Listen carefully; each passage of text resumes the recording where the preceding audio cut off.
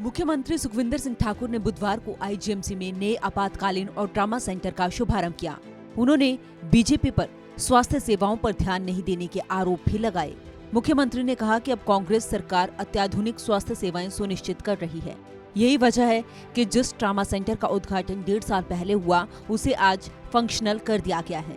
एक बेड पर 2-2 मरीज लेटे रहते थे क्योंकि बेड की संख्या कम थी। कोई दुर्घटना हो जाती तो उससे भी बुरा हाल होता था। हमने बैठक की और इंस्ट्रक्शंस दी कि जो कैजुअलिटी वार्ड है उसको अपग्रेड किया जाए और इस बेड को कैजुअलिटी वार्ड का नाम बदलकर डिपार्टमेंट ऑफ इमरजेंसी मेडिसिन कर दिया। और इसमें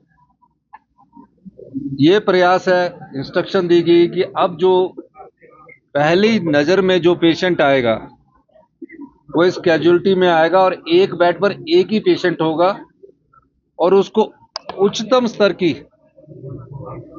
सुविधा प्रदान की जाएगी।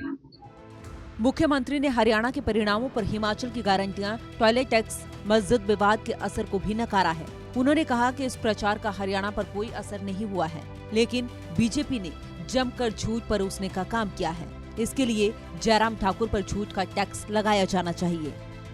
नेता प्रतिपक्ष तो झूठ के सबसे बड़े सौदागर है। पता नहीं क्या क्या बोलते रहते हैं, नए नए नाम खोजते रहते हैं, जैसे कि झूठ की पीएचडी कर रखी है। इसलिए बीजेपी का नाम बड़ी झूठी पार्टी होना चाहिए। पता नहीं कहां से कभी टॉयलेट टैक्स की बात करते जो कहीं है ही नहीं सोचा, कभी बोलते खेल टैक्स है। अब सबसे बड़े झूठे पर झूठ का टैक्स लगना चाहिए। सबसे ज्यादा झूठ अगर किसी ने बोला है तो नेता प्रतिपक्ष ने बोला है। बता दें कि हरियाणा चुनावों में बड़ी बड़ी गारंटियों के बावजूद कांग्रेस को हार का सामना करना पड़ा और तीसरी बार बीजेपी ने पूर्ण बहुमत हासिल किया है, जिसके बाद सभी कांग्रेस नेता हार के ताजा हालातों में इस पर कुछ भी कहने से बच रहे हैं।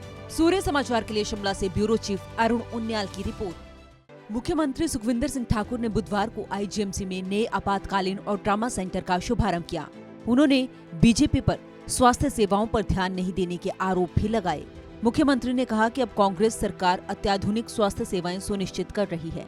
यही वजह है कि जिस ट्रॉमा सेंटर का उद्घाटन 1.5 साल पहले हुआ, उसे आज फंक्शनल कर दिया गया है। एक बेड पर 2-2 मरीज लेटे रहते थे क्योंकि बेड की संख्या कम थी।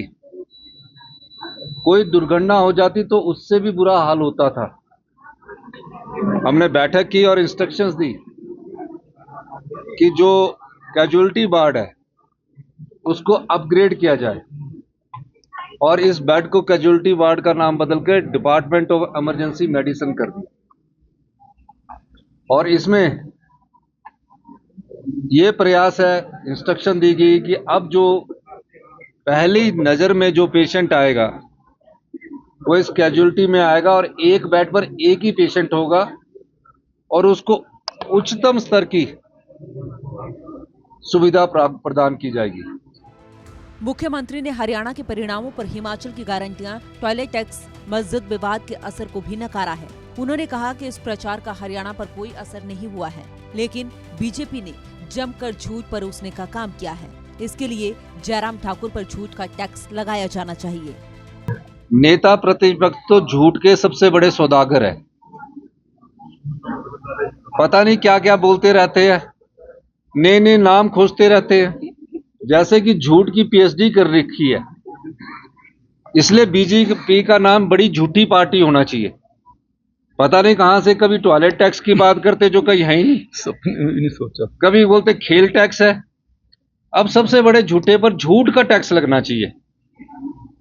सबसे ज्यादा झूठ अगर किसी ने बोला है तो नेता प्रतिपक्ष ने बोला है।